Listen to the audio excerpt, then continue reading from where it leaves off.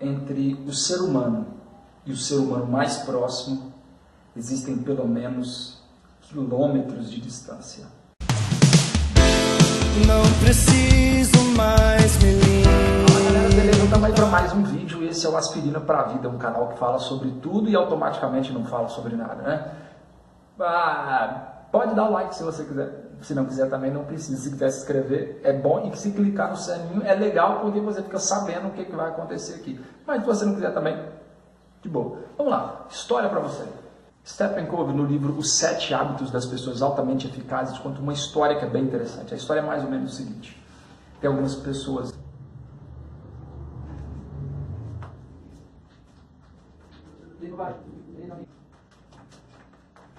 Conta a seguinte história. Esse aqui é meu filho, acabou de acordar. Conta a seguinte história. Eles estavam num trem e aí de repente as crianças começaram a pular muito, né? Enquanto as crianças estão pulando, os passageiros começaram a se incomodarem. Como é que o pai percebe que as crianças estão pulando, incomodando, mexe em um, mexe no outro, mexe na mala da pessoa que está na frente, abre a janela, fecha a janela e não fala nada, né? Aquele tipo de pai meio banana assim, né? E aí, naquele negócio todo, de repente um cara tomou coragem, chegou pro pai e falou: é o seguinte, você não está vendo que seus filhos estão bagunçando o trem todo, pula de um lado, pula do outro, faz uma coisa, faz outra, e você não faz nada? Ele olhou para aquele pai, para aquele homem que falava com ele, o pai olhou para aquele homem e disse o seguinte: não é todos os dias que eles perdem a mãe. Como assim? O problema é que eles estavam vindo do velório da mãe. Por isso o pai não estava em condições de lidar com as crianças e as crianças estavam mais agitadas do que o normal. Moral da história: é muito fácil a gente julgar quando nós estamos longe. Quanto mais distante nós estamos de uma pessoa, mais juízo de valor nós exercemos sobre ela. Enquanto mais próximo a gente está de alguém, menos juízo de valor a gente exerce. Isso não quer dizer que você não vai dizer que aquela pessoa está certa, ou se ela está errada, ou você não vai aconselhar, ou você está vendo a pessoa caminhando para uma coisa que é óbvia que vai dar errado e você não vai aconselhar. Não é isso. O ponto que está trazendo aqui é a questão da empatia, né? A empatia não é eu dar para o outro o que é melhor para mim. Como eu adoro chocolate, então eu vou dar chocolate para aquela pessoa. Talvez ela não goste. Imagine você tentando convencer um coelho a comer chocolate. Nem sei se o coelho come chocolate, mas talvez o coelho não goste de chocolate, talvez o negócio dele é cenoura, e você está insistindo dando chocolate para ele porque você gosta de chocolate. E hoje a gente vive num período em que todo mundo é especialista em tudo, né? A pessoa está vendo lá um post sobre física quântica, ele vai lá e posta lá o que ele acha ou o que ele não acha, né? Esses dias eu vi aí um desses palestrantes famosos falando o seguinte: a pessoa estuda 30 anos, né, sobre a filosofia de Immanuel Kant, né?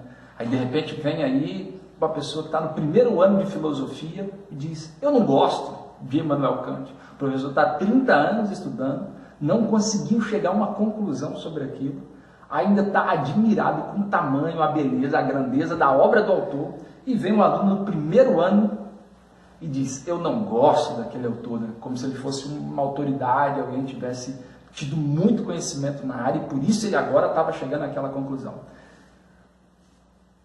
Ouvi uma frase uma vez que diz que a ignorância ela é ousada, né? Quanto mais ignorante, mais ousado é a pessoa.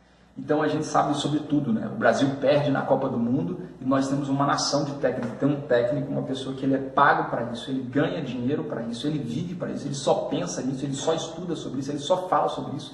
E eu que penso em futebol 1 hora por semana, sei mais de futebol do que ele, né? Porque ele deveria ter colocado o jogador A e não o jogador B. Veja, o cara que é pago para aquilo, eu que penso apenas 1 hora.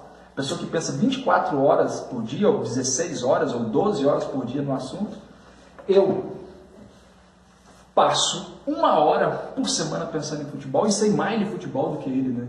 Então todo mundo sabe dar um pitaco em alguma coisa, né? Porque hoje a gente vive nessa era que todo mundo sabe de tudo. Enquanto mais a gente supostamente sabe das coisas, mais juízo a gente exerce. Enquanto mais juízo a gente exerce, menos empático a gente é na maior parte das vezes.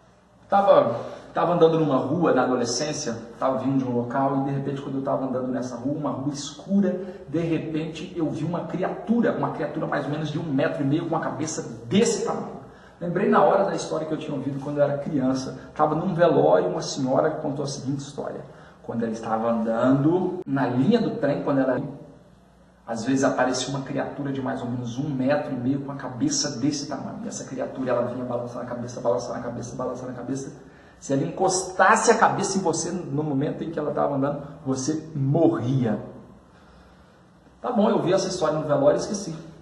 E agora estava eu andando na rua escura e de repente o que eu olho, que eu vejo a criatura.